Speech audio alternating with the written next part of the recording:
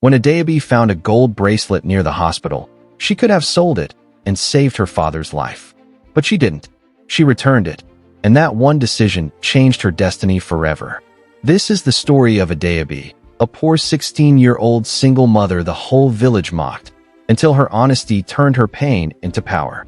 When Adaobi gave birth at 16, people said she had destroyed her destiny. They said it loudly, like they wanted the words to echo through her bones. She stopped counting the times she overheard. See her, the girl who thought she was wise. Her mother had died 2 years before. Her father, a fisherman, hardly spoke anymore. He would rise before dawn, drag his nets to the river, and return by dusk, smelling of mud and silence. So Adaobi carried her shame alone, a baby girl named Chisom on her hip and a heart still learning how to beat without breaking. The father of her child, Umuokwe, had vanished to the city after promising to come back once things were better. Things never got better.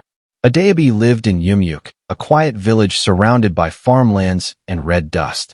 Every morning, she tied Chisom on her back and sold Puff Puff by the roadside near the old Anglican church. Her fingers were always sticky with sugar, her face powdered with flour. She made barely enough to buy kerosene, but she refused to beg. "If I've been too low today," she often whispered to her baby, "I won't be able to stand tall tomorrow." Some days, that sounded brave. Most days, it just sounded tired. When rain came, her tray of Puff Puff became soggy, and she'd wrap it in a nylon bag, waiting under the wooden shed by Mama Igioma's shop. That was where she met the two people who would change her life, Peace and Nina. Peace sold secondhand clothes and had a laugh that made people forget their troubles. Nina was a seamstress who stitched dreams for girls that couldn't afford them. They didn't look down on Adaobi. They helped her, shared food, and teased her until she smiled. "Your child has your stubborn face," Peace once said, bouncing Chisom on her knee.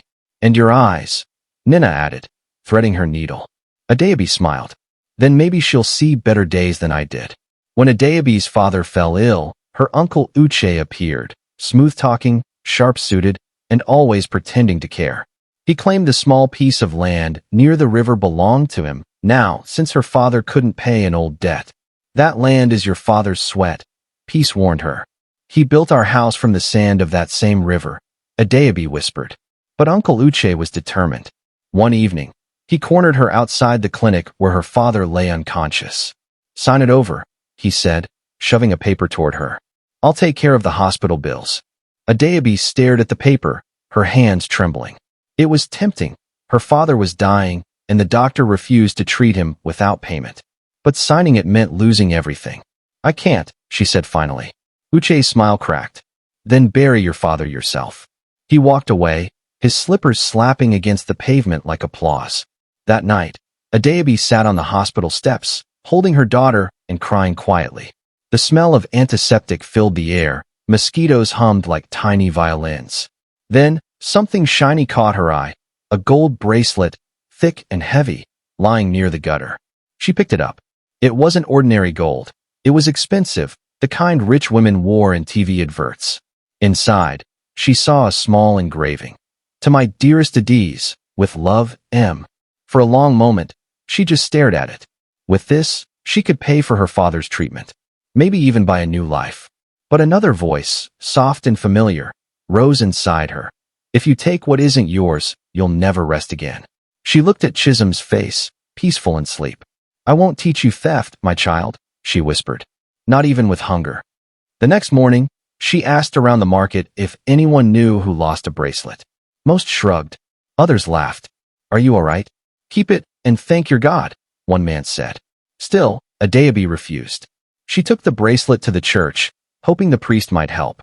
He directed her to a mansion at the end of Umuokwe Road, saying the bracelet might belong to Madame Adiz, the wife of a returning politician. When Adaobi arrived at the gate, the security guard looked her up and down, dust on her feet, baby on her back, Puff Puff tray still balanced on her head. "Yes? Who are you looking for?" "I found something. I think it belongs to Madame Adiz." He snorted but went inside. Moments later, a tall, elegant woman came out, her wrapper shimmering in the sun. Her eyes widened when she saw the bracelet. "Where did you find this?" "Near the hospital," Adaobi replied softly. "It fell, I think." The woman took it slowly, blinking back tears. "This belonged to my late husband," she said. "He gave it to me before he died." She studied Adaobi again, as if trying to see through her. "And you didn't sell it?"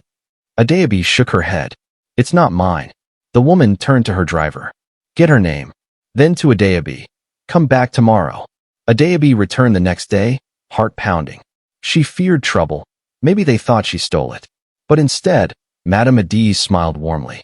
"I told my son about you," she said. "He doesn't believe there are still honest people in this country.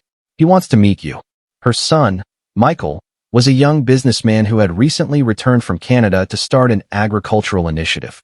He spoke gently, asked about Adaobi's life, and listened as she told him everything. Her father's illness, her baby, her small puff-puff trait. "You remind me of my mother," he said finally. Strong but gentle. He offered to help pay for her father's treatment, but Adaobi hesitated. "I didn't return the bracelet for a reward," she said. "I know," he smiled. "That's why I want to help." Within weeks, her father recovered. Michael visited occasionally, bringing food and medicine. One afternoon, he told her, "I want to sponsor your business. But not puff-puff, something bigger. What do you really want to do?"